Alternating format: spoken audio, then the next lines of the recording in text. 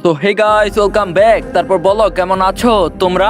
Ticket কাটা শেষে আমরা একটা ছোট হোটেলে গিয়ে রাতের খাবার খেয়ে কিছু ব্যাগে প্যাকেট করে নিলাম। সন্ধ্যার সময় আমরা এয়ারপোর্টের ভিতরে আসলাম। সিঙ্গাপুরের সময় রাত 11টায় আমাদের ফ্লাইট। আগে থেকে জানতাম অনেক সময় ভিতরে বসে থাকা লাগবে, তাই রাতের জন্য হালকা নাস্তা নিয়েছিলাম। রাত 9টার দিকে নাস্তা করলাম সবাই মিলে। আমরা এয়ারপোর্টের ভিতরের সোফায় বসে আছি, তখনই ভাবলাম আব্বুকে একটু ধরে ধরে হাঁটিয়ে নেই। সে অনুযায়ী কাজও করলাম। প্রায় আধা ঘন্টা হাঁটালাম। আল্লাহর অশেষ রহমতে আব্বু ভালোভাবেই হাঁটতে পারছে। কিছুক্ষণ পর সকল যাত্রীকে প্লেনে উপস্থিত হতে বলা হলো। আমরাও প্লেনের ভিতরে গেলাম। আমাদের 4 জনের সিট একসাথেই পড়েছে। আমাদের সিট বেল্ট বেঁধে দিল বিমানবালারা। রাত 11টায় প্লেন উড়াল দিল। আমরাও ঘুমিয়ে পড়লাম। আমার পাশে কণা, তারপর আম্মু, তারপর আব্বুর সিট পড়েছে। আমাদের প্রত্যেককে একটা করে কম্বল দেওয়া হলো। কণা ওর জন্য দেওস কম্বলটি রেখে দিল। কম্বল রেখে দিলা কেন? আমাদের একটা কম্বলই যথেষ্ট। কেমন করে একটা দিয়ে হবে, যে ছোট একটা কম্বল? এতেই হবে। আমি তোমায় জড়িয়ে ধরে ঘুমাবো, তোমার কাঁধে মাথা রাখবো। খালি ফাইজলামো। ঠিক আছে, আমার কাঁধে মাথা দিয়ে ঘুমাও। হুম। বলেই আমার গালে একটা চুমু দিল। লক্ষ্মী মেয়ে। আমি আব্বু আম্মুর দিকে দেখলাম, ঘুমিয়ে পড়েছে। আব্বু আম্মুর শরীরের কম্বল ভালো করে গায়ে দিয়ে দিলাম যাতে ঠান্ডা না লাগে। তারপর সিটে বসলাম। তখন কণা আমাকে কাঁধে মাথা রেখে ঘুমিয়ে পড়ল। আমাকে দেয় কম্বলটি। আমাদের দুজনের শরীর দেওয়ার চেষ্টা করলাম, কিন্তু ছোট হওয়ায় পারলাম না। আর তখন আমি বিমানবালার কাছ থেকে আরেকটা কম্বল নিয়ে কণাকে ভালো করে ঢেকে দিলাম। একে অপরের সাথে জড়াজড়ি করে ঘুমিয়ে পড়লাম। ঘুম ভাঙল বিমানের একটা সিগন্যালে। প্লেন এখন ল্যান্ড করবে, তাই সবাইকে জাগ্রত করার জন্য এক ধরনের সাউন্ড সিস্টেম ব্যবহার করে আমরা সিগন্যালের আওয়াজে জাগ্রত হয়ে গেলাম। প্রায় 30 মিনিট লাগলো প্লেন শাহজালাল আন্তর্জাতিক বিমানবন্দরে ল্যান্ড করতে। ল্যান্ড করার পর আব্বুকে ধরলাম এবং নিচে নামতে সাহায্য করলাম। নিচে নামার পর থেকে আব্বু নিজে নিজেই আমাদের সাথে হাঁটতে শুরু করলো। ল্যান্ড করার পর আমরা প্লেন থেকে নেমে রিসিভ রুমে আসলাম। রিসিভ রুম থেকে ব্যাগ রিসিভ করে এয়ারপোর্টের বাইরে আসলাম। আমার ছোট বোন আনহা আর চাচাতো ভাই আদনানকে আসতে বলা হয়েছিল। আমরা এয়ারপোর্টের বাইরে এসে দেখলাম ওরা দাঁড়িয়ে আছে। আনহা আব্বুকে দেখে দৌড়ে এসে কান্না শুরু করে দিল। আব্বুও নীরবে চোখের পানি ফেলতে লাগলো। আমি সান্ত্বনা দিয়ে একটা ট্যাক্সি নিয়ে আমরা সবাই কনার বাসায় আসলাম। আমি ব্যাগ নিয়ে আগেই দোতলায় গেলাম। বাসায় এসে কলিং বেল দিলাম।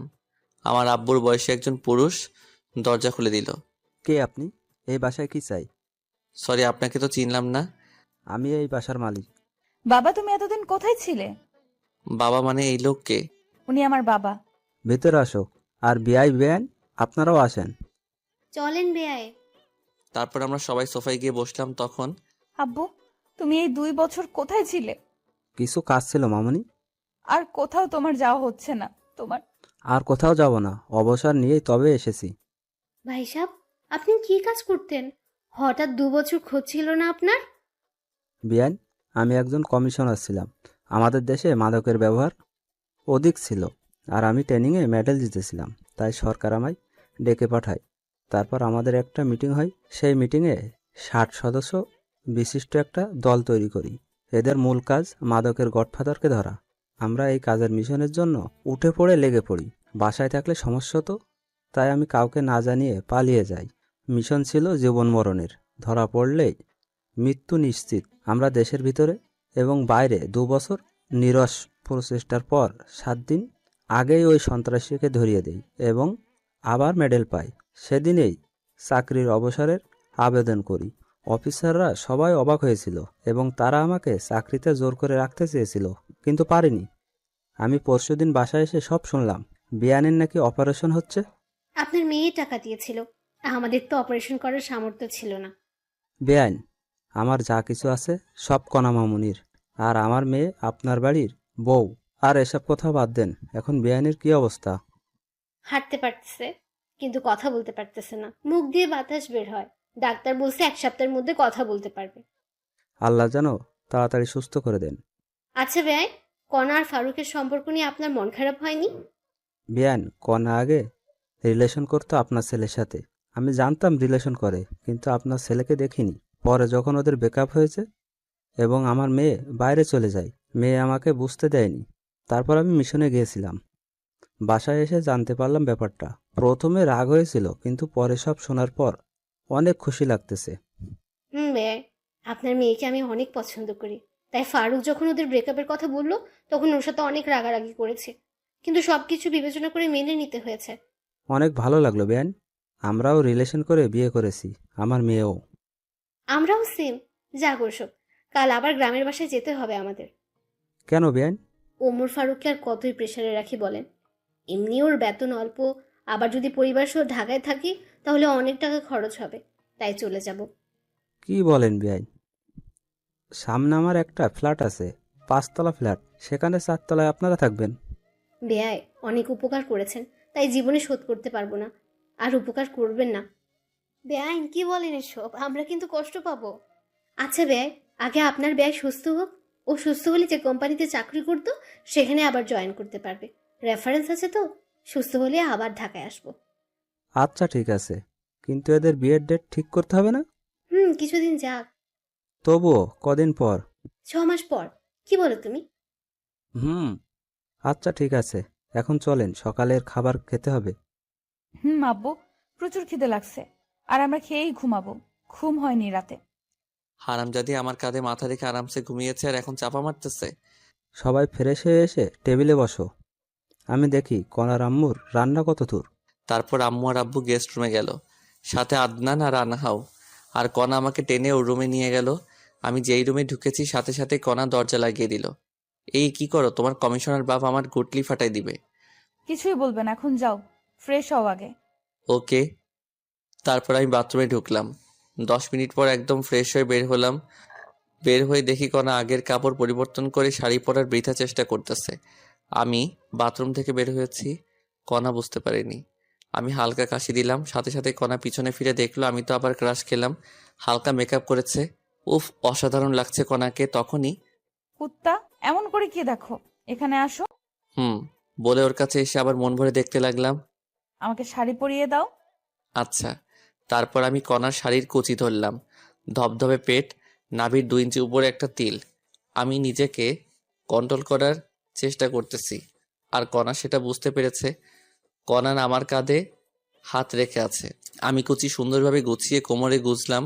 তখনই কণা আমার হাত চেপে ধরলো এবং মাথা পেটের সাথে চেপে ধরলো। আমি নিজেকে আর ধরে রাখতে পারলাম না। কণার মাথা শক্ত করে ধরে লিপ কিস করা শুরু করলাম। কণাও আর কন্ট্রোল করতে পারলো না, সেও রেসপন্স করা শুরু করলো। টানা কিস করতে করতে কণাকে কোলে করে বিছানায় নিয়ে গেলাম। বিছানায় ফেলে আবার কিস করা শুরু করলাম। তারপর গলায় কিস করতে লাগলাম। তখনই এই কুত্তা, আমাকে কি বিয়ের আগেই প্রেগনেন্ট করতে চাও নাকি? ও শিট, সরি, আমি ব্যাপারটা বুঝতে পারিনি। দোষ আমার। আমি ইচ্ছে করেই তোমায় শাড়ি পরিয়ে দিতে বলেছি। আমি জানতাম তুমি ঠিক থাকতে পারবো না। তবে রে।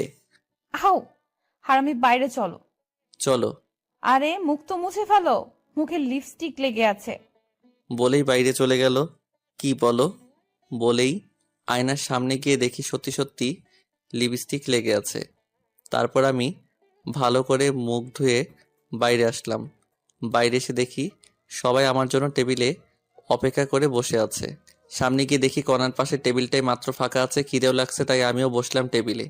হবু শাশুড়ি খাবার সার্ভ করলো, আর আমি কোনো দিকে না তাকিয়ে খাওয়া শুরু করলাম। তখন নিচ থেকে সুরসুরি লাগলো। আমি বিড়াল মনে করে নিচে তাকালাম, দেখি নিচে কিছুই নেই। মাথা তুলে দেখি আমার প্লেটেও কিছুই নেই। আমার প্লেটের মাংস কে জানি তুলে নিয়েছে। কণার মুখের দিকে তাকালাম, দেখি কণা মুচকি মুচকি হাসতেছে। আমিও বুঝতে পারলাম গন্ডগোলটা কোথায়। খাওয়াই হলো না আমার। সামনে তাকিয়ে দেখি সবার খাওয়া শেষ। লজ্জায় আবার চাইতেও পারছি না, তাই পেটে ক্ষুধা নিয়ে হাত ধুয়ে উঠে আসলাম। কণাও উঠে ওর আম্মুর কাছে গেল। আমি আম্মুকে বলে কণাকে না জানিয়ে আমার ভাড়া বাসায় চলে গেলাম। যাওয়ার সময় সাথে করে বিরিয়ানি নিয়ে গেছিলাম। সেগুলো খেয়ে ফোন বন্ধ করে চার্জে দিয়ে 11টার সময় দিলাম ঘুম থেকে উঠলাম বিকেল 4টায়। উঠে ফ্রেশ হয়ে ফোন অন করলাম। ফোন অন করে আমি অবাক হয়ে গেলাম। মিস কল অ্যালার্ট চালু করা আছে, দেখি 250টা মিস কল আর 119টা মেসেজ। কল এসেছে আম্মু, কণা, আদনান শাশুড়ির ফোন থেকে, আর মেসেজ এসেছে আদনানের ফোন থেকে 10টার মতো। বাকিগুলো কণা দিয়েছে। সবগুলো মেসেজ হলো আমি কোথায় আছি, তাড়াতাড়ি যেন বাসায় যাই, এসব নিয়ে। যাই হোক, এসব দেখে ভাবলাম কল দেই। দেখলাম ফোনে টাকা নেই, তাই বিকাশ অ্যাপস থেকে টাকা লোড দেওয়ার জন্য ডাটা অন করলাম। সাথে সাথেই দেখি মেসেঞ্জার, হোয়াটসঅ্যাপ, টেলিগ্রাম সবখানে কণার মেসেজ। টাকা লোড দিয়ে কল দিলাম কণার কাছে। কল দেওয়া মাত্র কল ধরলো, মনে হয় তার জন্য বসেছিল। কি করো? জানোয়ার, কোথায় তুই? রেগে আছো খুব? তাই বলবো না। রাখবে না। তোমার ফোন বন্ধ কেন? হ্যাঁ, অবু স্বামীর সাথে কেউ এভাবে কথা বলে? ঘন্টা, এবার বলো কোথায় তুমি এখন? ঘুম হয়নি তো, তাই যে বাসায় থাকতাম সেখানে এসে ফোনটা চার্জে দিয়ে ঘুমিয়েছিলাম। লোকেশন দাও, আমি যাচ্ছি। পাগল নাকি? তোমার সতীন তোমার সাথে মারামারি করার জন্য বসে আছে। দেখো, তুমি জানো আমার রাগ কেমন, রাগিও না আমায়। ওকে, জায়গায় আসো। ওকে। আমি ফোন কেটে দিয়ে বিছানায় বসে ফেসবুকে নোটিফিকেশন চেক করতেছি। তখনই কনার আইডি সামনে আসলো। দেখলাম রিলেশনশিপ স্ট্যাটাস দিয়ে, relationship with MD Omar Faruk. আমি দেখে মুচকি আসলাম। পাগলি একটা, আমায় অনেক ভালোবাসে। জীবনে কিছু না পেলেও মনের মতো মা বাবা আর জীবনসঙ্গী পেলাম। আল্লাহর কাছে লাখ লাখ শুক্রিয়া। তারপর ফেসবুকের ভিডিও দেখতে লাগলাম। প্রায় 30 মিনিট আমার ফোনে কনার ফোন নাম্বার থেকে কল আসলো। কল ধরলাম, তখন কনা আমায় আমার দেওয়া ঠিকানায় যেতে বলল। আমি গিয়ে ওকে নিয়ে আসলাম।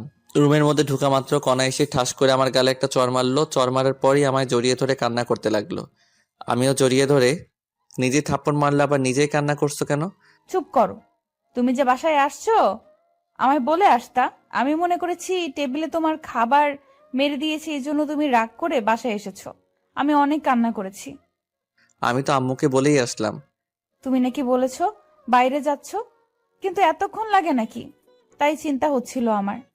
না বলে আসার জন্য দুঃখিত। হয়েছে, তোমার জন্য খাবার নিয়ে এসেছি। আচ্ছা, তুমি খাইয়ে দাও। পাবো না। তাহলে আমার খিদে নেই। আচ্ছা শয়তান, আসো। তারপর কনা আমায় খাইয়ে দিতে লাগলো, আবার আমি ওকে খাওয়াচ্ছি। তখনই আমাদের বাসার মালিক আসলো। বাসার মালিকের সাথে আমার সম্পর্ক ভালো। বাড়িওয়ালা এসে, কি ফারুক, কি খবর তোমার? দুদিন থেকে দেখাই যাচ্ছে না, ঘটনা কি? ভাই, আব্বুর অপারেশনের জন্য বাইরে গেছিলাম। এনিকে ভাবি নাকি? আপনার ভাবি। হাফ নাকি ফুল? পরে বলবো। আচ্ছা, পরে শুনবো। এখন বাড়ি ভাড়া কবে দিবা? কাল দিব ভাই। আচ্ছা, তাহলে আমি যাই। বাড়িওয়ালা চলে গেল। কনা আমায় রেডি হতে বলল। আমি তৈরি হয়ে নিলাম। আজ আব্বু আম্মু, ছোট বোন আনহা আর চাচাতো ভাই আদনান বাসায় যাবে। ওদেরকে বাসে তুলে দিতে হবে। আমি রেডি হয়ে রুমে তালা দিয়ে বের হলাম। কনা আর আমি রিক্সা নিয়ে কনার বাসায় গেলাম। বাসায় যাওয়া মাত্র, তোর কি আক্কেল জ্ঞান নেই? তুই বাইরে গেছিস, কনাকে বলা লাগবে না? তোমাকে তো বললাম আম্মু। তুই বলেছিস তুই বাইরে যাচ্ছিস, কিন্তু তুই যে তোর মেসেজ যাবি সেটা তো বলিসনি। আর তোর ফোন বন্ধ ছিল, তাই কনা কান্নাকাটি করে অবস্থা খারাপ করেছিল। বাদ দাও, তোমরা রেডি হয়েছো? প্রায়। বাস কয়টায়? রাত 9টায়। এখন 6:30 বাজে। তাহলে সমস্যা নেই। খেয়েছো তোমরা? তোর জন্যই বসে আছি। চলো। সন্ধ্যা 7টার দিকে সবাই মিলে একসাথে বসে খেলাম। খাওয়া শেষে সবাই কনার আব্বু আম্মুর কাছ থেকে বিদায় নিয়ে রওনা দিলাম। আমি আব্বু আম্মু ভাই বোনদের গাড়িতে তুলে দিয়ে কনার বাসায় রেখে মেসে যাব। যাই হোক, স্টেশনে গিয়ে বসে আছি। কনা, আম্মু আর আনহান গল্প করতেছে। অত্যন্ত গরম এখন, তাই আম্মু আমাকে পানির বোতল আনতে বলল। আমি রাস্তা পার হয়ে একটা দোকানে গেলাম। দোকানে প্রচুর ভিড়, তাই দাঁড়িয়ে আছি। আর ওদিকে, আম্মু, তুমি আবার কবে আসবা? তোর শ্বশুর সুস্থ হলে। আম্মু, আমরা কিন্তু এখনো আলাদা বাসায় থাকতে পারি। আমি আর আপনার ছেলে চাকরি করি কেন? কিছুদিন যাক, তারপর। তাড়াতাড়ি আসো। তোমরা আর আমার এই ননদকেও ভালো স্কুলে ভর্তি করাতে হবে। পরে সেটা ভাবি। আমার পরীক্ষা সব কমপ্লিট। 6 মাস পর পরীক্ষা। সত্যি? তাহলে আমি তোমার পরীক্ষার আগে যাব ওখানে। আচ্ছা ভাবি, আসিও, অনেক মজা হবে।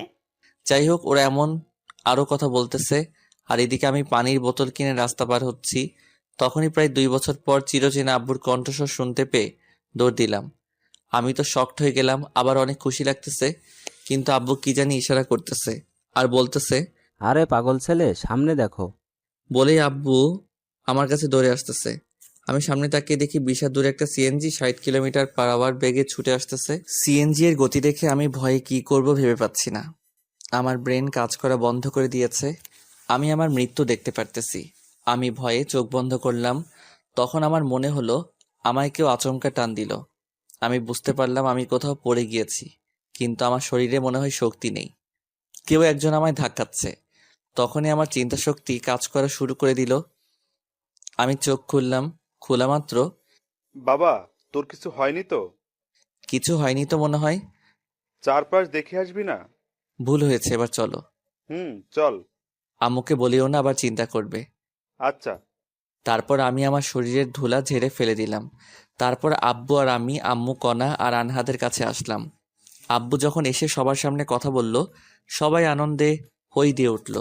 আর আম্মু তো খুশিতে কান্না কান্না করতে লাগলো। তখনই এই একসাথে এত খুশি কোথায় রাখি? তুমি যাও বাবার কর্ণফুলের রস নিয়ে আসো। ওকে যাচ্ছি বলেই যেতে লাগলাম। কোথায় যাচ্ছিস? ফলের রস নিয়ে আসি। লাগবে না। আব্বু নিয়ে আসুক না। আরে ফারুক কোথাও যাবে না। জানো কি হয়েছিল একটু আগে? কি হয়েছিল আব্বু? কিছু হয়নি বলেই আব্বুর মুখ চেপে ধরলাম। আসলে তারপর সব খুলে বলল। আরে চিন্তা করো না তো, কিছু হয়নি তো। হলে আর কি হতো, মরে যেতাম। কান্না করার মতো কেউ নেই। চলো তো একটু ওয়াশরুমে যাব। চলো। তারপর আম্মুকে চুপ করে থাকতে বললাম। আব্বু আমার আম্মুকে সান্ত্বনা দিচ্ছে, আর আমি কণাকে নিয়ে বাস কাউন্টারের ওয়াশরুমে ঢুকলাম। কণা ভিতরে ঢুকে উকি দিয়ে কি জানি দেখলো। তারপর হঠাৎ দরজা বন্ধ করে দিয়ে আমার শার্টের কলার ধরলো। তখন, এই কি করছো? তুই কি বললি কিছুক্ষণ আগে? কি বলছি আমি? কি বললি তুই মরে যাবি? তোর কিছু হলে আমি কি নিয়ে বাঁচবো বল? সরি, আর বলবো না। সাবধানে দেখে শুনে বের হবা না তুমি? তোমার কিছু হলে আমি কি নিয়ে বাঁচবো? কলার ছেড়ে দিয়ে আমায় জড়িয়ে ধরে কান্না করতে করতে কথাগুলো বলল। তোমার আর আম্মুর দোয়া আর আল্লাহর রহমত থাকলে আমার কিছু হবে না। সবসময় তোমার জন্য দোয়া করি আমি। এবার কিস করো। তাই তো, তোমায় অনেক ভালোবাসি। কচু বাসো, তাই তো আমার কথা চিন্তাও করো না, শুধু বাজে কথা বলো। মৃত্যু ছাড়া আমি তোমায় ছেড়ে কোথাও যাব না। জানো না, জানো আমার না খুব কান্না আসছিল যখন তুমি এই কথাগুলো বলছিলে। মনে হচ্ছিল ধরে থাপ্পড় মারি আর বলি তোমায় অনেক ভালোবাসি। ওসব আমি ইচ্ছা করেই বলেছি। দেখলাম তুমি আমায় কেমন ভালোবাসো। এবার চলো বাইরে যাব, না হলে অনেক খারাপ ভাববে। চলো। তারপর আমি আর কণা সবার কাছে আসলাম। কিছুক্ষণ পর বাস আসলো। আমি সবাইকে বাসে তুলে দিলাম। সবার জন্য হালকা খাবার কিনে দিলাম। বাস যতক্ষণ ছিল ততক্ষণ দাঁড়িয়েছিলাম। তারপর আমি আর কণা সিএনজি নিয়ে বাসায় আসলাম। কণাকে বাসায় নামিয়ে দিয়ে আমি আবার আমার ভাড়া বাসায় চলে গেলাম। আমি আজ অনেক হেঁটেছি এবং কাজও করেছি, তাই অনেক ক্লান্ত থাকায় ঘুমিয়ে পড়লাম। ঘুম ভাঙল কণার ফোনে। কল ধরেই দিলা তো ঘুমের 69 বাজাই। আইসে আমার জমিদার সাহেব, উঠে তাড়াতাড়ি অফিস আসো। আচ্ছা যাবনে। আচ্ছা, আমি যাবার সময় তোমায় নিয়ে যাব। লাগবে না ম্যাম, আমারই ডিউটি আপনার বাসায়। ফারুক সাহেব তাড়াতাড়ি আসেন। আচ্ছা ম্যাম। কল কেটে দিয়ে ফোনে দেখলাম 7:48 বাজে। আমার অফিস 9টায়। কণার বাসায় যাওয়া লাগবে 8:30-এ। বেশি সময় নেই হাতে, তাই বিছানা থেকে উঠে বিছানার কিছু না গুছিয়েই ফ্রেশ হলাম। তারপর রেডি হয়েই কণার বাসায় গেলাম। তবুও 10 মিনিট লেট করেছি। কণার বাসায় ঢুকলাম। জামাই না হতেই আমায় এখন থেকে জামাই আদর করতেছে।